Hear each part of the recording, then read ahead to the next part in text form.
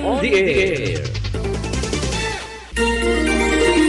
Mga abyan, Dr. Rolando Dorado Durana ini Master Mariner, Maritime Training Manager and Founding Chairman ng AMSAR MPC. Halin sang akong pag-inom sining James 5-in-1 Coffee with Agaricus and Ginseng Extract. Nadula kita ng tanan ng akon mga nabatyagan nga sakit sa lawas ko mo. Nagpaskog gid ang akon resistensya kag nag-ayo pang memorya ko. Sa bilog ko nga adlaw nga pagtudlo, wala gid ako bisan jutay lang nga nabatyagan nga kapoy sa lawas balahaw. Gani sa akon mga Kasimano at Kasimaryong Marino. Tilaw bala ko mo sining James 5-in-1 Coffee with Agaricus and Ginseng Extract. Nagapanamilot ka sa namit. MPC, grupo ng mga marinong responsable. Sa mga nais makilahok o makibahagi sa mga voluntaryong gawain, maaring magpadala ng inyong resume sa email address amsar_mpc@yahoo.com. Ito bukas sa lahat ng mga land-based, sea-based, OFWs and family. Maging bahagi ng magandang pangarap ng bawat isa. Makibahagi sa magandang layunin ng bawat mamamayan. Walang makakapigil sa pag-unlad ng sinumang marunong magsumikap at yaong may takot at respeto sa Diyos, ang siyang tunay na may malinis na kalooban. AMSAR MPC, Anak Marino Search and Rescue Multi-Purpose Cooperative. Yan po ang AMSAR MPC. Pinoy Pride Hotline Balita. Ugaling magbasa ng Pinoy Pride Hotline Balita. Babasahin may pagmamalaki ng tunay na Pilipino. Karangalang Pinoy maipagmamalaki saan mang sulok ng daigdig. Pinoy Pride Hotline Balita. Kung ikaw may magandang karanasan, ipadala sa pinoypride_11@yahoo.com.ph at nang maging huwaran ng mga Pilipino may pride. Yan ang Pinoy Pride Hotline Balita. Trim and Stability Reference Book. Trim and Stability, written through actual long years experience by our Master Mariner, Captain Rolando Dorado Durana. It's available at all National Bookstore and Central Books nationwide. Trim and Stability, good for maritime training schools nationwide. Don't forget, Trim and Stability, para sa mga marinong epektibo. Laging makinig tuwing Sabado mula alas 11 ng umaga sa programang Juby Di Guzman presents Let's Talk on the Air. Don't let me down. Yes, magandang araw po sa lahat ng ating mga taga-subaybay sa loob at labas ng ating bansa. Welcome po dito po sa ating programa sa Kakampi Online. Juby Di Guzman presents Let's Talk on the Air. At isa hong pagpapala ang araw na ito dahil nakarating na naman po tayo dito sa studio natin. Thank you so much. At sa ngalan po ng ating pamunuan ng Kakampi Online, Miss Fanny Codemus, and of course sa ating technical partners, JR, ito po si Juby Di Guzman. Samahan niyo po ako sa loob ng isang oras mula alas 12 ng tanghali hanggang alauna ng hapon sa araw-araw nating programa ho, dito po sa Kakampi. Ang hangad po natin, mga kaibigan, ay makapagbigay po tayo ng mga impormasyon na sa tingin po natin makakatulong po para po sa ikauunlad ng ating mga kababayan at syempre ng ating bayan. Wala naman po tayong hinahangad kundi ang serbisyo publiko na kung saan ay ipagpatuloy natin ang magandang ginagawa ng Pangulo at syempre meron man hong hindi natutuwa, doon na lang ho tayo sa positibong pananaw natin. Ayan. Meron ho tayong mga ilang pasasalamat ang nais po nating ipabati dahil nakarating po tayo kamakailan no, sa Turkey and Philippine Business Partnership. Ayan. Alam niyo ho, naimbitahan po tayo ng Deputy Ambassador. Of course, walang iba kundi ang ating Executive Vice President po no, ng Turkish Chamber of Commerce na kung saan ay nagpapasalamat po tayo kay Abdul Ghani Makutaman. Ayan. Si Abdul Ghani Makutaman po ay nagpadala po sa atin na imbitasyon para ho tayo makarating at nagpapasalamat din po ako dahil sa maiksing panahon po ay nakapag-interview rin tayo na live doon sa kanilang venue bagamat hindi pa ho kasi nag-uumpisa.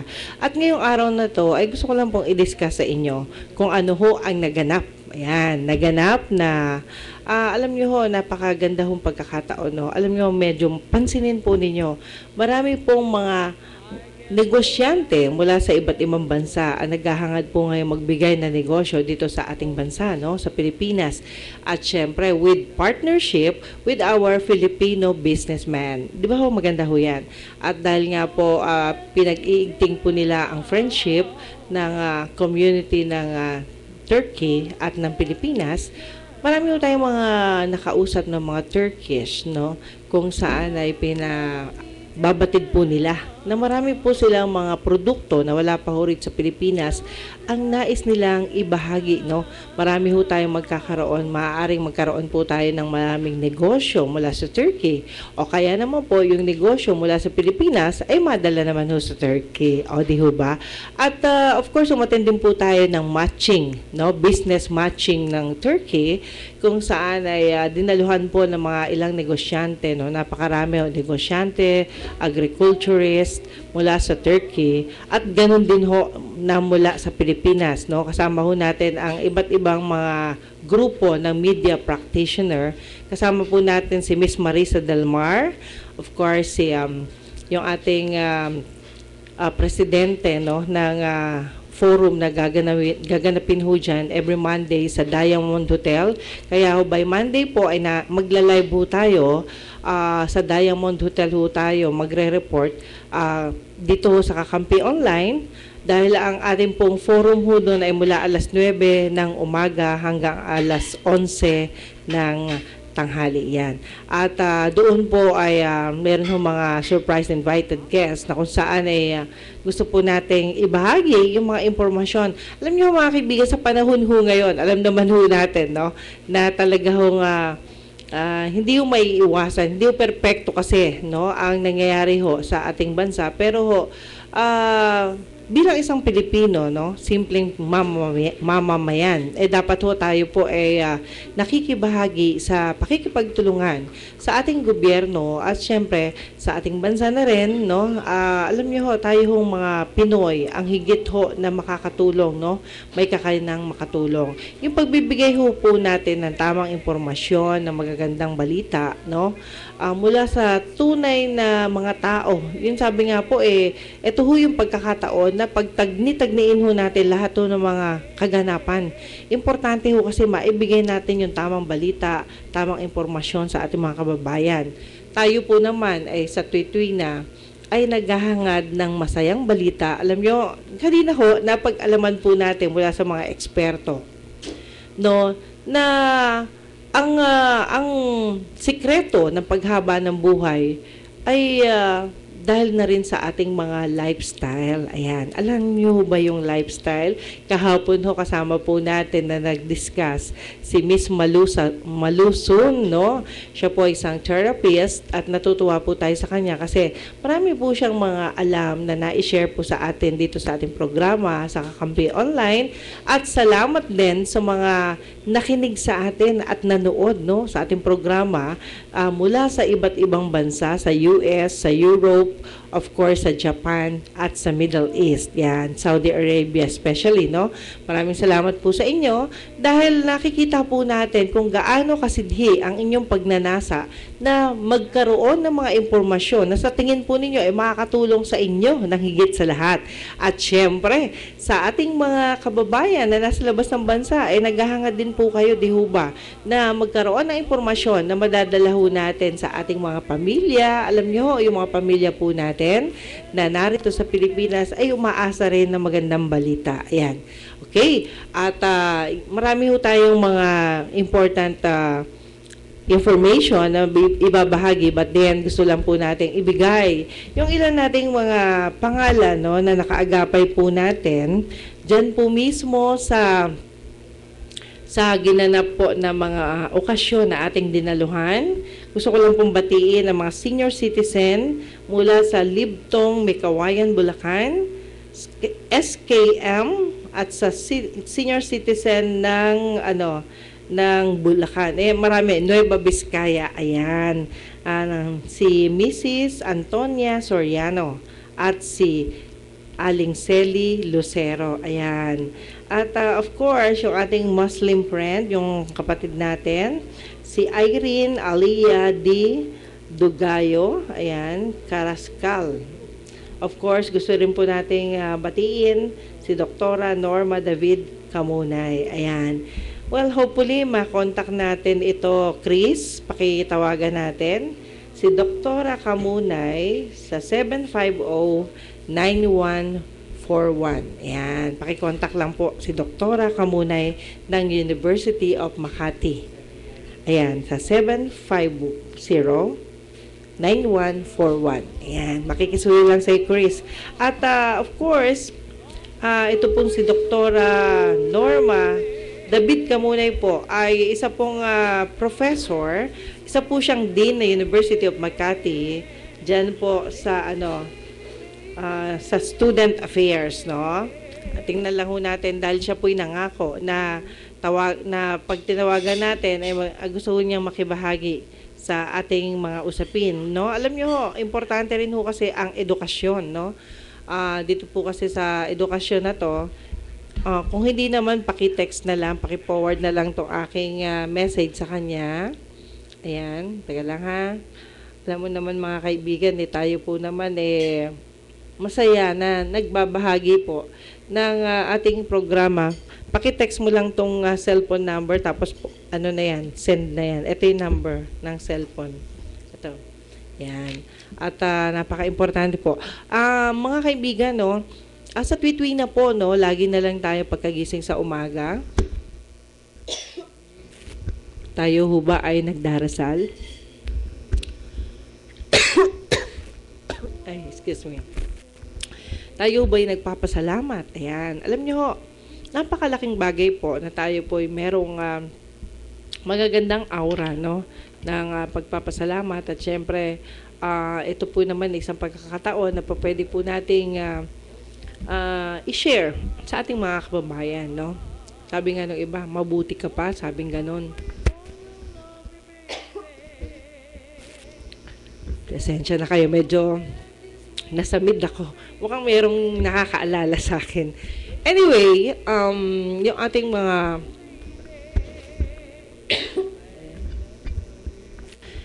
mga kaibigan, no, hahandugan muna natin ng mga few songs, yan. Kung ano yung nakahanda dyan ni JR. Meron ba tayong awitin na inihanda dyan? Kumatilang ilalamunan ko. A song from UK London mula kay Ed Tinoso.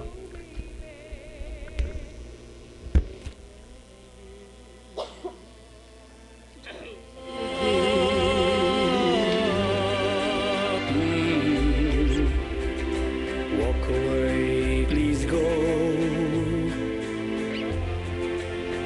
before you throw your life away.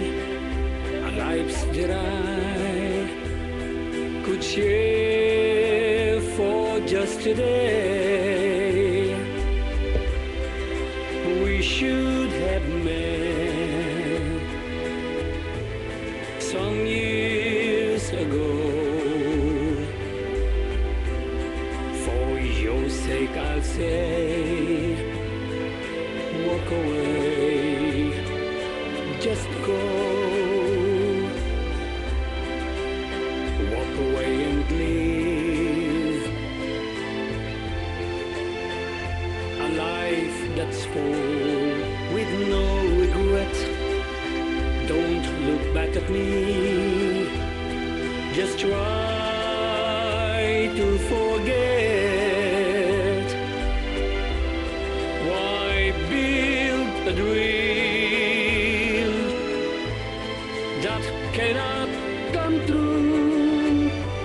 So be strong, reach the stars now. Walk away, walk on. If I had your voice, I'd beg you to stay.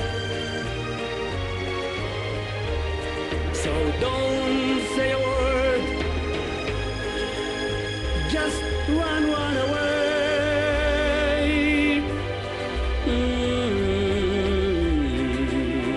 Goodbye, my love. My tears will fall now that you're gone. cry, but I must go on. I'm sad that after searching so long, knew I love you, but told you walk away. Walk on.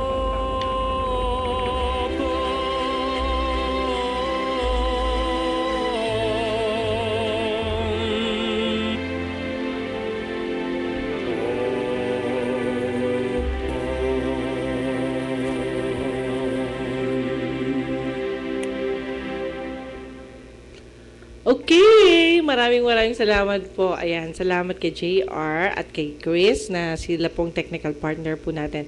Ngayong araw mga kaibigan, no, inaantabayanan po natin si Professor David o kaya si Ma'am Mache, no, Mache Torres, no, ng Rotary Club of Uptown Makati, no? Kung saan sila po ay nakadaupang palad po natin sa ngalan po ng Vice President Jejomar Binay. At alam nyo, nakakatuwa kasi marami po silang mga aktibidades na po pwede po natin i-share dito sa Kakampi Online kung saan ay marami ho tayong mga inaantabayanan na in return, ano naman yung maitutulong natin, di ho ba? Pagkaminsan ho kasi tayo po ay naghahanap po ng mga opportunity, yung ating mga kababayan naghahanap din ng opportunity kung ano ho ba yung po pwede nating i-share sa ating mga kaibigan na nasa labas ng bansa. Marami po kasi tayong mga Pinoy, no, na ayaw na halos mag-abroad. Ayan, sabi nga nila, nag-iipon sila ng budget para ho in the future ay hindi na sila aalis ng bansa. Ayan, alam nyo, dapat ho talaga ganun ho ang gawin natin mga kaibigan eh. Huwag na tayong umalis ng bansa. Yung ating mga natitirang serbisyo publiko, yung mga talent natin, no? Yung mga magaganda nating natapos, di ba? Usually, yung mga karir nating magagaling, di ba? Mga imbensyon, yan, mga Filipino inventors ho kasi sinusuportahan po natin yan. Nasa tweet-tweet na po ay sana gusto po natin silang mabigyan ng pagkakataon na tayo po naman ay makapagbigay ng mga impormasyon na makakatulong sa ating mga kababayan. At tayo po ay nagpapasalamat dahil alam nyo ho, marami ho tayong mga nagiging kaibigan, no, na namimit natin by accident, no? At of course, maraming salamat din po sa mga friends natin, no? Friends natin na nagbibigay ho ng suporta sa ating programa para ho naman tayo ay patuloy, no, na makapagbigay ng impormasyon. Lalong-lalo na yung ating chairman of the board ng AMSAR MPC at ng Pinoy Pride Media Publishing and Advertising Inc. Walang iba kundi si Captain Rolando Dorado Durana. Ayan. At syempre, habang inaantabayanan po natin yung ating kaagapay, no? Kaagapay po sa paglilingkod, isang awitin pa rin ang ibibigay ho natin mula naman po sa Alcobar, Saudi Arabia. Awitin mula dito sa ating regular guest na si Aris Bilyeza Navarro. Take it away. Mula sa Kakampi, Let's Cavalier by David Guzman.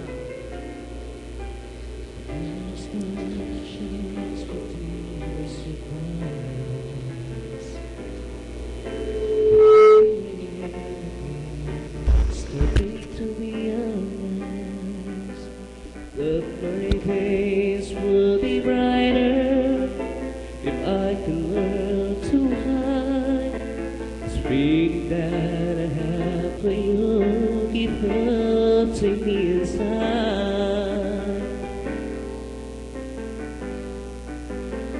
Will my days begin with simple thoughts of you,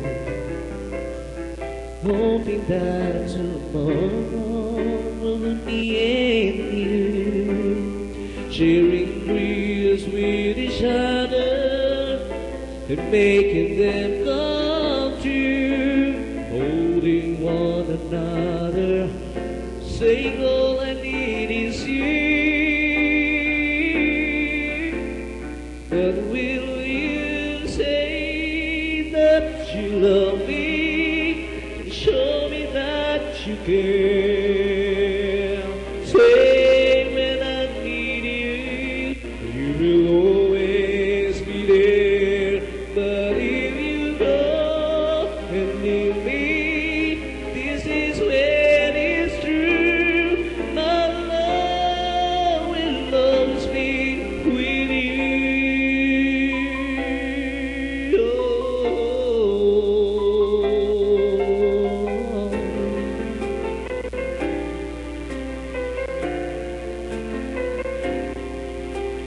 Open eyes to live with just one wish, that's you. To hold me in the dark and help me make it through. 'Cause the pain that inside me will simply melt away if I hide you here with me and promise me you'll stay. But will you say that you love me and show me that you care? Say when I need you, you will always be there. But if you go and leave me, this is when it's true. My love will always be with you. Oh, oh,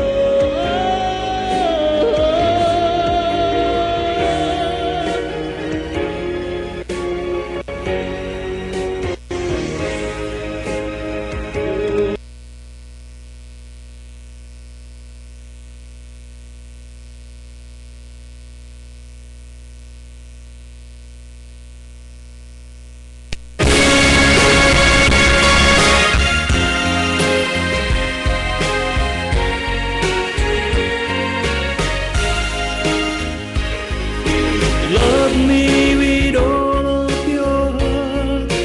That's all I want to love. Love me with all of your heart, or not at all. Just promise me this, that you give me all your kisses every winter, every summer, every fall.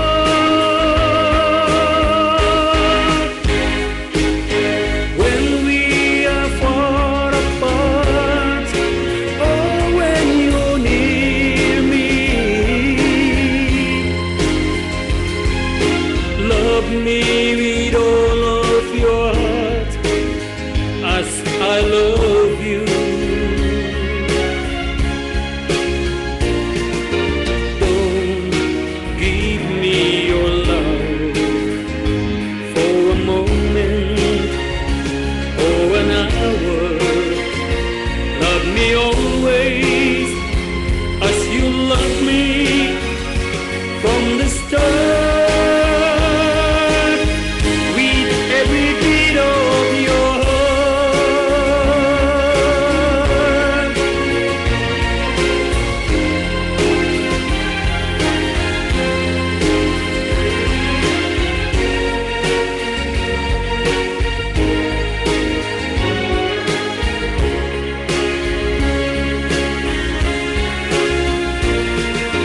Just promise me this, that you give me all your kisses every winter, every summer, every fall.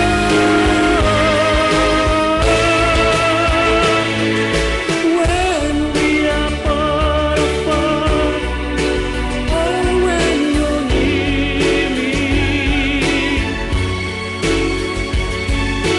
love me with all of your heart as I love you.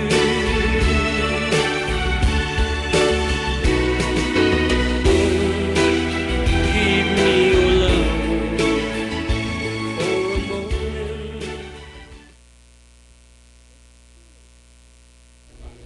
Okay, maraming salamat po. Ayan, thank you so much kay Ed Tinoso and Aris Villeza Navarro. Yan, dalawa po silang kumanta. At yung mga kanta po nila ay handog po natin sa kanilang mga friends, sa kanilang mga tagahanga sa loob at labas ng ating bansa. Alam nyo, nakakatuwa kasi sa Facebook ko po, marami ho nagko-comment tungkol dyan sa ating mga singer. At tutuwa naman ho ako kasi magaganda ho ang feedback, no? At of course, gusto ko rin hong batiin si yung ating mga friends, no, sila, ating mga kaibigan, sila Prezi Lazaro, ayan, lagi natin kasama yan sa media. Of course, yung si Roger Bolano, nandyan din po sila Grace Atienza, ayan. Of course, sila George Bandola na NBN4, maraming salamat. At si Marisa Del Mar ng Action 5, no, Action TV, Channel 5. At marami pang iba. Ito kasi mga friends natin na lagi pong nag-aantabay po sa atin at nagbibigay po sila ng pagkakataon na alam niyo naman, napaka-importante ho kasi sa atin na na ito po yung ating magampanan, no? Yung mga impormasyon na binibigay po sa atin, ito, napaka-importante ho nito, no?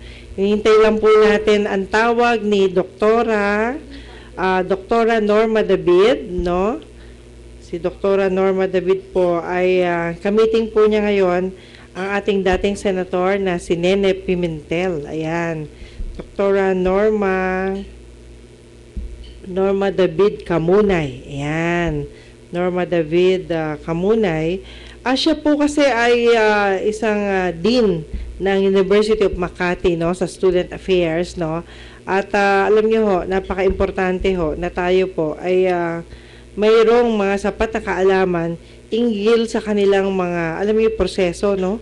Doon ho kasi nakakatuwa kasi sa UMAC, no. Akalain ho ninyo sa Makati ho kasi meron hong libreng sine, libreng gamot, libreng ospital, libreng eskwelahan, nako. Paano kaya kung sa buong Pilipinas na? Pwede kayang gawin yun? Ayan. Aha! At very much interested lang po tayo. Nakakatuwa ho kasi dahil alam nyo naman, sa Makati ho kasi, kagaya nung sabi ho ng ilan nating mga kaagapay, no, yung mga eksperto, nasa Makati daw po kasi, alaga ang mga senior citizen. Ayan. Dahil yung mga senior citizen po ay, alam nyo, para sa akin sila po ang nasa peak ngayon. Sila po ang bida. Ayan. Meron hong ilang eksperto din nagsasabi na hindi raw sila naniniwala sa sinasabi ni Dr. Jose Rizal na ang nasa kabataan ang pag-asa ng bayan. Ayon, hindi raw. Kasi ang totoo daw niyan, nasa mga senior citizen ang pag-asa ng bayan. Dahil itong mga senior citizen ay meron ng mga kakayahan, sapat na kaalaman na may ibabahagi sa ating bansa. Pero alam niyo sa akin naman both, no, kabataan, senior citizen, o sino pa man, no, anumang andas, anumang bahagdan meron ng iyong edad, no? Ang ibig lang po sabihin dito, mga kaibigan, lahat po tayo ay pwedeng gawing pag-asa ng bayan, no? Pag-asa in the sense na tayo po ay patuloy na natutulong, makikibahagi bilang isang Pilipino, no? Never in your entire life na kalimutang suportahan ang ating mga Philippine products. Yan. Dapat po tayo pong mga Pilipino ang nangunguna sa pagbibigay ng importansya at of course, sabi nga, kailangan tayo po magbibili ng mga gawang Pilipino. Ayan. Dahil sa totoo lang, yung mga magagaling nating manggagawang Pilipino, no, nasa ibang bansa na. Yung mga magagaling nating doktor, nasa ibang bansa na rin. At hindi lang po yan, pati yung mga produktong imbensyon ng ating mga inventor, ay napunta na rin sa ibang bansa. Mantakin ho ninyo, kung tutuusin, marami ho tayong mga Filipino inventor na sumikat sa labas ng ating bansa. Bakit dito sa ating sariling bansa hindi sila sumikat, di ba? Ibig lang daw hong sabihin, ang ating gobyerno ay medyo daw kulang sa suporta. Ayan. Bakit nga ba? Ibig lang hong sabihin ay ano ba ang kulang? Bakit kailangang ibang bansa pa ang makinabang? Bakit kailangang ibang bansa pa ang magbigay ng suporta doon sa ating mga kababayan, no? Yun nga lang hong fluorescent Isipin ho ninyo yan. Yan po ay gawa ng isang Flores. Ayan, fluorescent. Kaya naging fluorescent lamp, no? Ibig lang hong sabihin, Pilipino po ang nakaimbento niyan. At yan po'y sumikat muna sa ibang bansa bago ho bumalik dito sa Pilipinas. Mantakin niyo ho yan, di ba? Yung mga gawang ito na lang, yung mga ano ho natin, yung gasolina, meron din ho nag-imbento niyan, na yung tubig niya ay nakakapagpatakbo ng sasakyan. Ayan. Wala hong sumuporta rito sa atin. Dinala na naman sa ibang bansa. Ayun na naman. Kaya ho, nakakapanghinayang. Kung inyo pong titingnan, no, wala ho talaga ibang magmamahal sa ating kapwa Pilipino, kundi tayo rin. Wala rin hong mag-aalaga ng ating kalikasan dito sa Pilipinas, kundi ang mga Pilipino lamang. Bakit hindi ho natin magawa na tayong mga Pilipino ang siyang mag-alaga ng ating sariling bansa? Ayan. Pangalagaan natin ang pangalan, pangalagaan natin ang ating kapaligiran. Okay? Another song, please. Ayan, bigyan muna natin. Babawi daw. Okay. Babawi. Si Aris Biliaza Navarro sa kanyang awitin. Ayan, bahala na ho si Chris kung ano yung mapili ho niya para ho doon sa mga friends niya sa Marikina. And of course, yung mga regular guests niya from Kuwait. Ayan, marami siyang mga kaibigan dyan at tagahanga.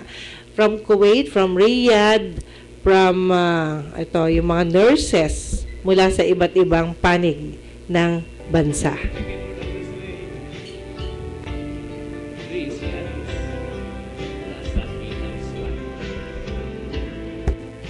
Every huwag ilagana, ha?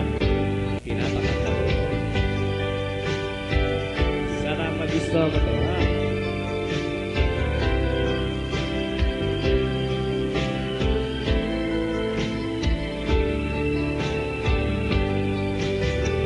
Girl, you are to me all that a woman should be, and I dedicate my love for always. And love like a spring, it must have been seen from all, and I know you feel this way for always. And we both know that I will grow and forever it will be you and me.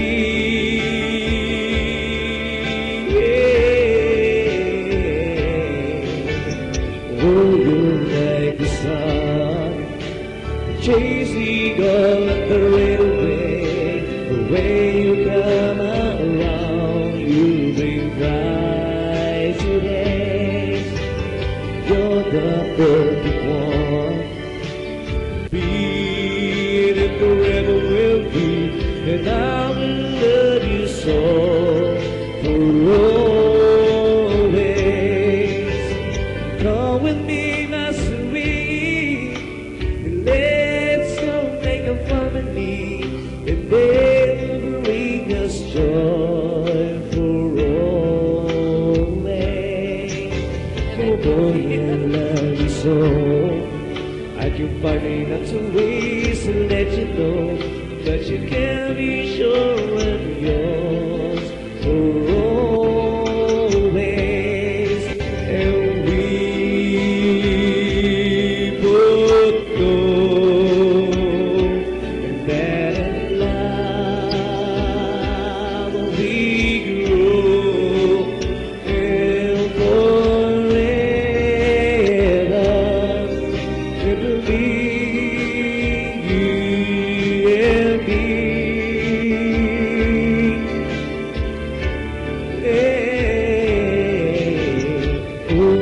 Like the sun, chasing all of the railway.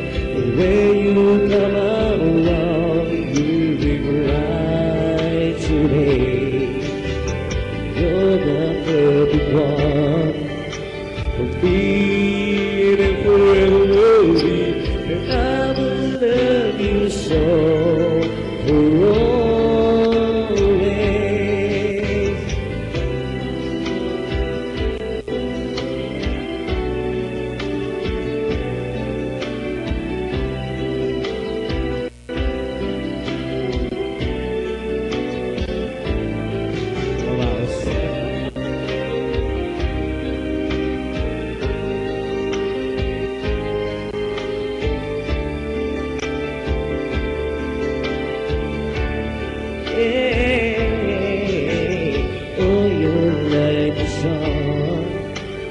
chasing on the way. When you come around, you bring bright today. You're the perfect one for me, and forever will be. I love you so for always.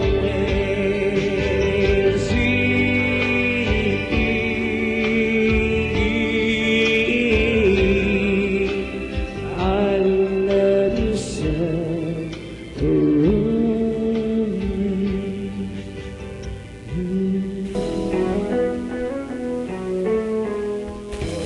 Don't let me down. Okay, maraming salamat kay Aris Biliaza Navarro of Alcobar, Saudi Arabia. Kita nyo ha, dadalawa lang yung aking regular singer. Si Ed Tinoso na UK, London, and Aris Biliaza Navarro of Saudi Arabia. Yan. Alam nyo, napakaganda ho kasi, no, mga kaibigan, na nakita nyo ha, through this program, marami ho nagre-request sa kanila ngayon na kumanta. Ayan. Kaya ho napipilitan po silang kumanta ng iba't ibang awitin na ma-share po nila doon sa ating mga regular viewers, sa ating mga regular listener, dito po sa Kakampi Online, ang kapisanan ng mga kamag-anak ng migranteng manggagawang Pilipino. At of course, ngayong araw na to, alam niyo naman Pagbaklaran Day, yan. We tried our very best na makarating po dahil after ho ng program natin ay nagtutungo po tayo dyan po sa simbahan ng Baklaran, no? Pasalamat po tayo at alam niyo naman, no, malakas po ang pananalig natin sa itaas na lahat po ng problema sa mundo ay may solusyon. Ayan. Ibig sabihin, lagi po nating ipinagdadasal ang kapakanan ng ating buong mundo, no? Hindi lang po ng sarili natin, kundi ng buong mundo. Lahat po tayo bilang isang tao, no? Isang human being ay naghahangad ng kaligtasan, no, ng ating mga kababayan, ng ating bansa. Naghahangad po tayo ng sabi nga po ito ho yung pagkakataon na meron po tayong dapat gawin, no? Huwag po nating sayangin yung ating buhay. Ang buhay po natin, sabi nga, ay isa lang. At tayo po ay may magagawa. Yan. Ngayon pa lang po ay paramdam na ho natin sa ating mga magulang, sa ating mga kapatid, mga kaibigan, kakilala, ang ating pagmamahal sa kanila. Sa papaanong paraan? Ang pagmamahal po minsan, hindi ho sa pagsasalita, no? Hindi lang ho sa pagsasalita lamang. Hindi lang po yung pagsasabi ng I love you, I miss you, hindi lang ho ganon. Ang isang pagmamahal po, no, na lagi pong dapat nating iparamdam, yung pagmamahal na pagsunod natin, no? Meron ho kasi mga bagay na dapat po sinusunod tayo, lalo na pag alam naman ho nating tama. Pakinggan natin ang mga payo ng ating mga magulang. Payo na dapat po nating sundin dahil sabi nga po ng mga eksperto, walang magulang ang naghahangad ng ikasasama ng kanyang mga anak. Yan. At pagka minsan, may mga partners naman, no? May mga mag-boyfriend, mag-girlfriend, mag-asawa, di ba?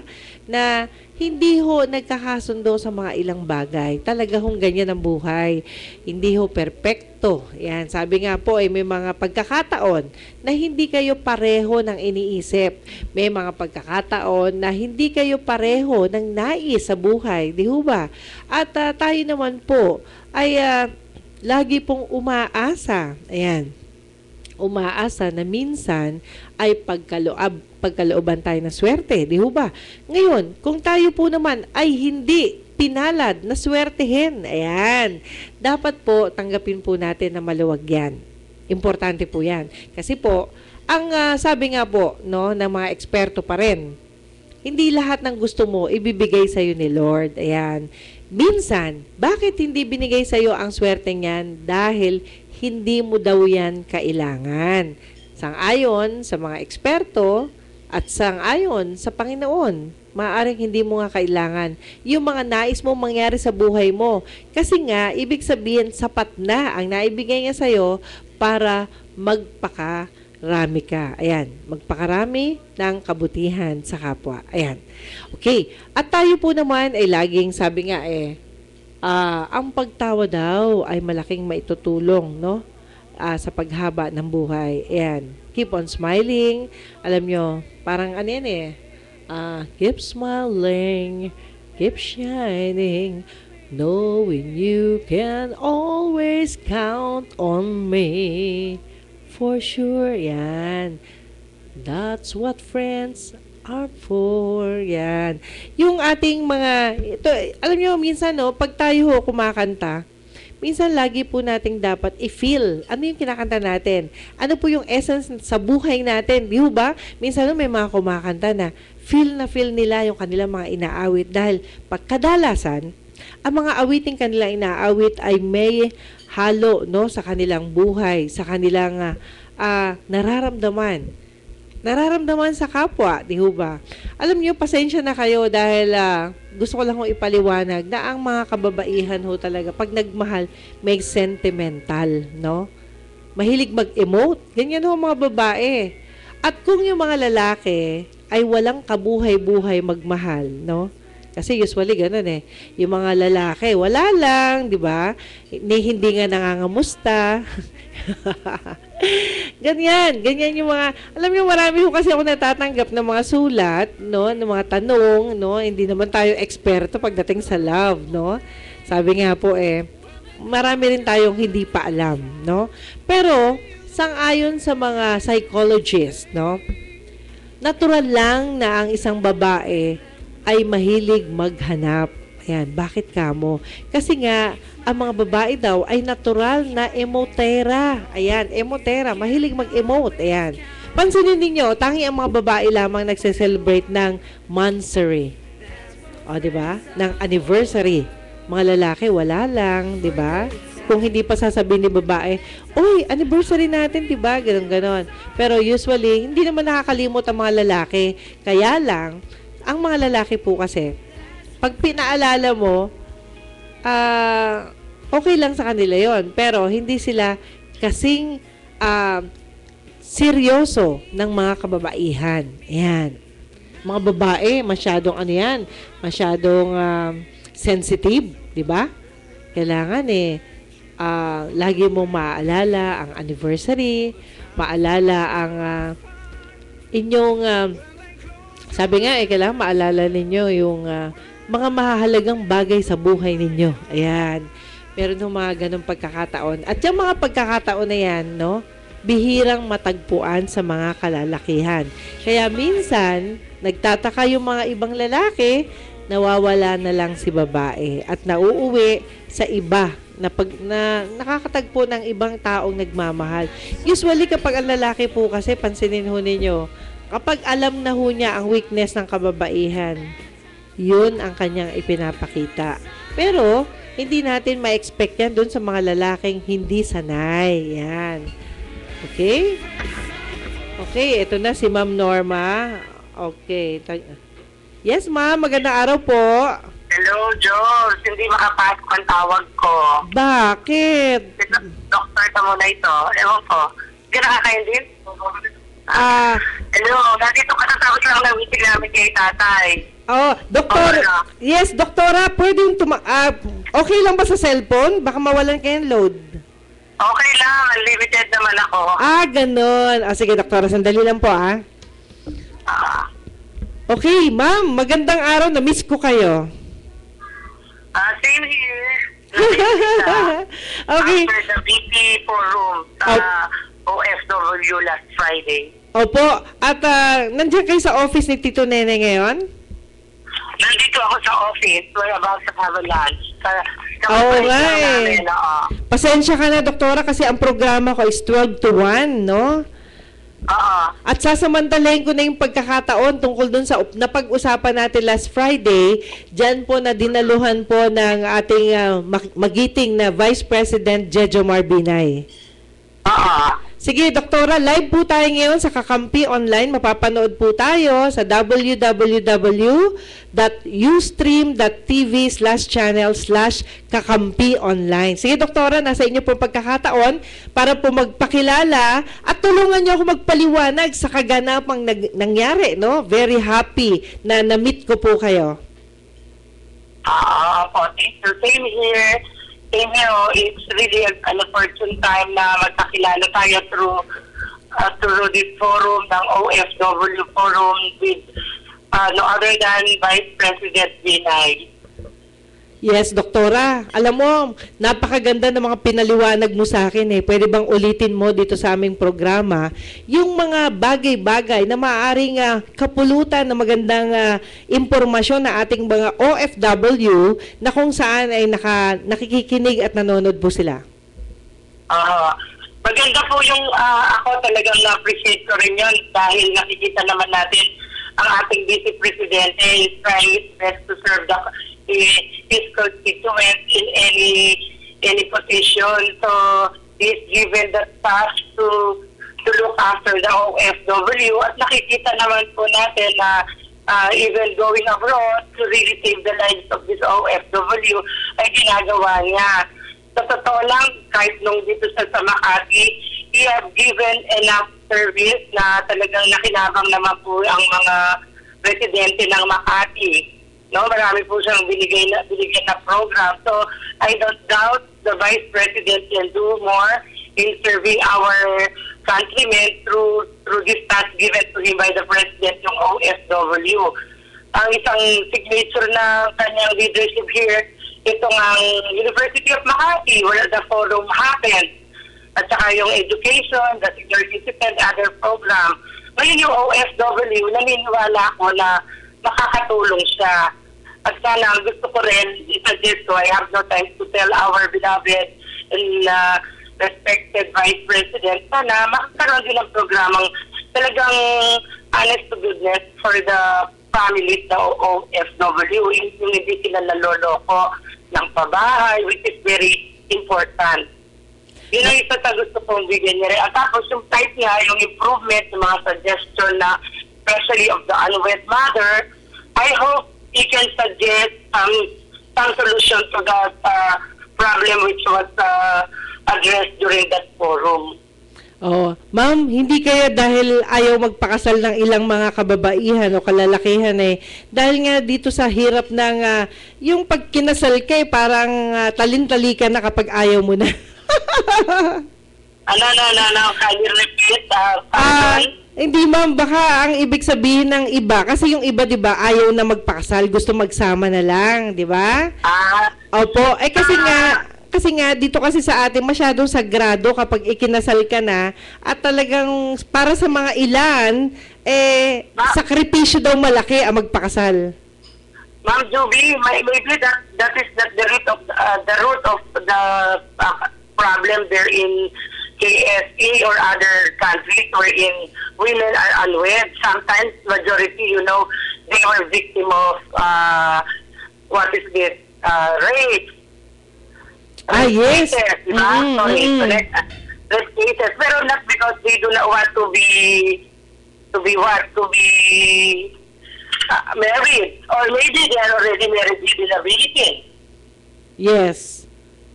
So there is a deeper issue to be addressed. The morality issue, it could be. It's not only that women are liberated. It's not that being liberated is not mean you are being immoral. So that's another issue, my dear sister Judy. So ang problema na to, nandun na nga yung mga children of this unwed mother. The government has to intercede for the legitimacy of their papers, whether they are Filipino citizens. By the theory of sanguinis, wherein you get your citizenship by blood, whether you are born as a Filipino, you are born from a Filipino mother or father, you can automatically become a Filipino on the point of view of our Constitution, 1987 Constitution, wherein how to acquire citizenship. So I think they should not be declared, they should be considered Filipino, not a stateless person, those children of the unwed mothers. Tama. Alam mo ma'am, ngayon ko nga lang nalaman na doon pala sa Middle East, ang mga kababaihan doon pala, hindi sila napapakasalan kapag sila taga-ibang bansa. Doon lang sila magkakaroon ng pagkakataon na kilalanin ng bansa kung sila'y kasal doon sa, halimbawa, Arabo, di ba? Oo. Yun ang point, I didn't Juby. That is the point of view of the law of that other country. But when we think, we should think first, what our citizenship, our country. Under the law, under the 1987 Constitution, by blood, we can really inherit that citizenship. Automatically, the children of a Filipino, whether mother or father, will automatically become a Filipino citizen on the provision of the law of citizenship in the Constitution. Yes. Yun nga yung karaniwang nagiging problema ng ating mga kababayan. At least dito sa ating batas, medyo madali, ano ma'am? Oo. Kaya we cannot really enforce or impose our laws doon sa ibang bansa. Siyempre, mag-prevail yung bansa nila. We have to respect their law. But the Philippine government can do something through yung kanilang mga tinatawag na representative there, the consul or whatever, with legal authority ng mga personal authority to take cognizance of these children of the unwed mother.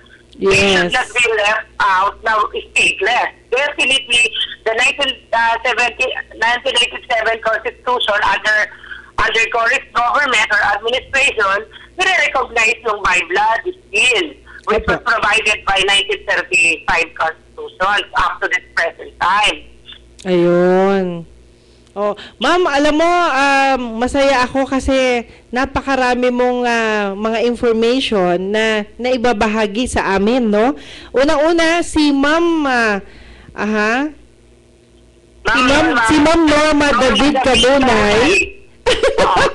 Ma'am Norma David. Na kagad ang pangalan ko, Oo nga, ma'am eh. Tama na. Si Ma'am Norma David Camunay, siya po ang Dean ng University of Makati sa Student Affairs, no? Student Affairs.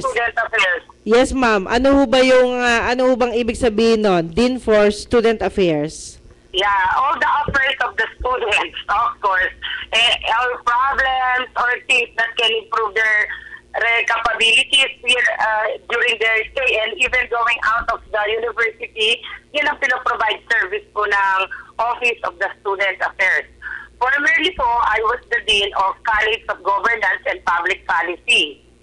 Wow. So at least with my knowledge, with my background as a graduate of Master of Public Ad, and at the same time, Doctor of Education, this knowledge I've gained through my degrees as well, my exposure as practitioner, teacher, and professors, nagagamit ko po as a good counselor to our students as well as to our teachers to understand more our students.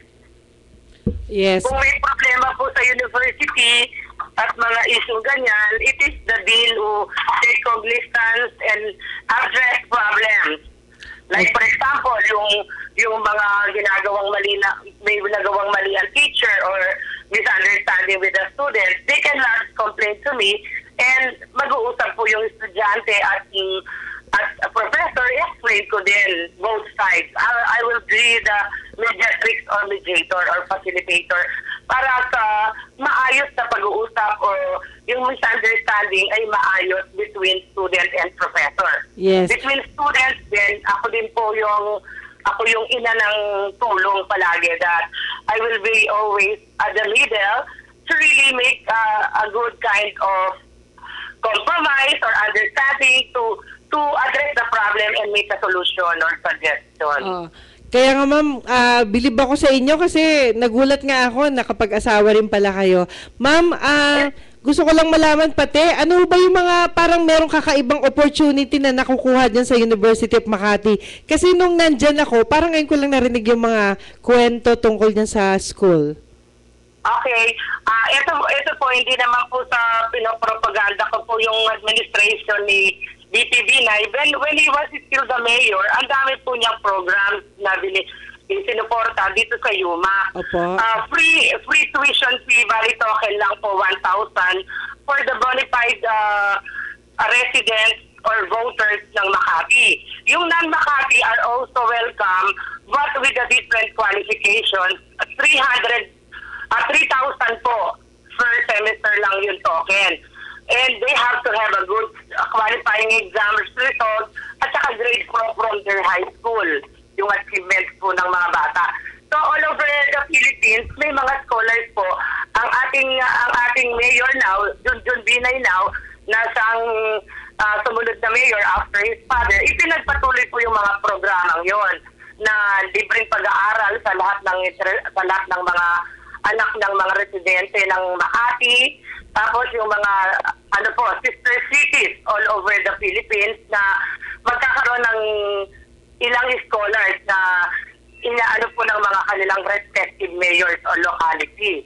Tapos, yung sa citizen, as a senior citizen, the most pampered sector dito, meron po silang free education din. Like me, I'm handling a class ng local governance for senior citizens who are all professionals. There are lawyers, there are dentists, and accountants na they push through with their master's degree in local governance.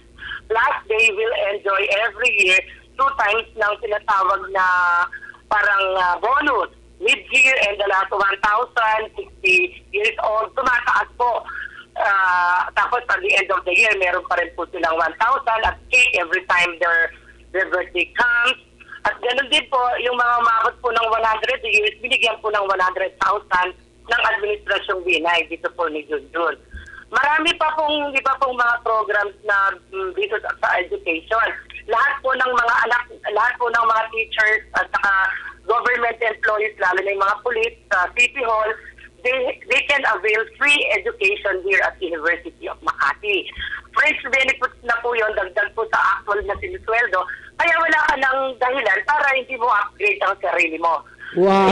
I think that's a good criteria the good steps na ginagawa ng local government of Makati, ng Binay leadership, para talagang capable ang kanyang mga citizens makatulong din sa pagangat ng buong Makati. Naku. Yung ilan sa mga programa, marami pa po. It will take a day or more to discuss all the beautiful benefits that the local government is extending to its residents. Pero katulad ng sabi ko, ang senior citizens, ang pinakabongga, dahil libre sila ng sine, every day, they can, walang limitations hanggang gusto po ng mga lolo't lola natin. They have still a bright future, enjoying life at their twilight. Nakaka-enjoy sila ng gusto nilang mga gawin po rito. Nagtutur pa sila sa different cities supported by the administration of the locality. Alam mo ma'am, natutuwa nga ako kasi actually that was my very first time to go in UMAC, no? And marami na akong imbitasyon ni Tito Nene Pimentel na nilagpasan ko at ngayon nga lang ako nagkaroon ng chance na talagang isacrifice ko yung aking mga lakad, no? Just to see him and the company. Ngayon ko lang narinig na kaya pala ang dami kong naririnig, Ma'am Norma, na maraming mga gustong lumipat na sa Makati dahil dyan sa mga privilege na ibinibigay ng Makati government. Oo, totoo yun, Sister Juvie. Aside from those I mentioned, every year, lahat ng pamilya rito, lalo na yung mga nandun sa marginalized sector, meron pa silang 1 bag of canned goods. Talagang yung dinodor-to-door ng mga local chiefs, barangay chiefs, yung mga barangay captains, binibigyan sila to distribute to their respective constituents. Ito naman kay Tatay Nene Pimentel, inalaw ito ng ating dating mayor, now Vice President Binay, na magkaroon siya ng sarili niyang center. Yung different kinds of center na under the college of CGPP, na ang dean ngayon, which I formerly headed, ay si Dean Tapia, Ederson Tapia, na kung saan nakadugtong itong PILG at saka Pimentel Institute for Local Leadership or Center, na kung saan ang Tatay Nene ay nag-head siya ng program, isa ako sa mga nagsasalita ng Barangay Justice System o moderator, na kung saan gusto niyang i-share yung knowledge niya ng leadership or local governance sa pamamagitan ng pagkakaroon ng seminar dito sa kanyang center. Iniimbitahan ang mga iba't ibang mga barangay captains all over the Philippines at in-invite niya naman yung mga ibang matataas na tao sa gobyerno to share their experience as a good leader. Wow. Every year, every month, meron kaming ganon. Plus round table discussion, like recently, like Monday, January 21, nandito naman ang mga South Korean professors where they share what kind of governance they have comparing with us with decentralization and devolution issues. So, nagkakaroon kami ng palitan ng alam, issues, everything, at we were both educated at nakikinabang kami. Nakanabang naman din ang South Korean professors sa mga senior ni Tatay together with us na mga fellow dito na volunteer dito sa kanyang center. Wow. Ma'am Norma. Yun ay inalaw ng Binay government through the initiative pa nung panahon pa na si VP Binay isang mayor dito. Oo nga. Conceptualized na yun sa aming college dati. Oh, Ma'am Norma, ang dami-dami nating pwedeng pag-usapan ng dahil dyan sa mga nalalaman mo. Pwedeng ituloy natin yan some other day dahil wala na rin akong oras. Ay nako, oo. Salamat ng marami, Sister Juvie. It's a blessing that to be invited and share what I know about our transformation here na gustong objective ng Cemento Center. Maligaya ako na bigyan mo akong pagkakataon na mag-share in any topic or what about the OFW. You can ask my time to share also because I am also a wife of a former OFW. Wow. Kaya nga mama, nagpapasalamat din ako at na-share ko rin yung aking sariling experience bilang isang OFW. Ma'am, maraming salamat. Magandang topic 'yon, yung enlighten the people behind yung mga pamilya na wag silang sumobra ng kahihingi sa taong nasa abroad. Oo nga. Okay. Mag-asawa ka, ganda ha. Yes, ma'am. Alam mo, Ma'am Norma, may reaction ako natanggap. Naiyak pala yung mga taong nakaupo sa likod ko. Doon daw sa tinuran ko. Kasi, dati raw, ganun daw talaga sila. Ano, dati daw? Ganun daw talaga ang ginagawa nila. Kaya nakalimutan nila yung mga problema pala na mga nandun sa labas ng bansa. Oo, see? At least kahit sa maliit lang na crowd pa yon, may na-enlighten niya, the more on your radio.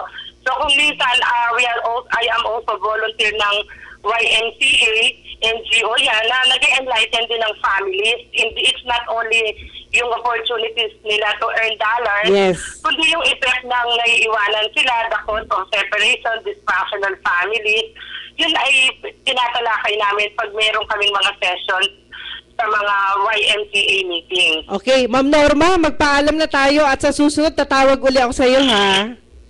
Thank you. God bless Philippines and God bless your program. Okay, maraming salamat po. Yan po si Ma'am Norma David Camunay ng University of Makati, ang ating napakaganda at napakabait na Dean, of course, ng Student Affairs. Muli po mga kaibigan, ito po si Juvie de Guzman sa ngalan po ng ating grupo sa Anak Marino Search and Rescue Multipurpose Cooperative at syempre ng Pinoy Pride Media Publishing Advertising Inc. Nagpapasalamat po sa inyong lahat. Maraming salamat po and I love you all. Bye! On the air. Juvie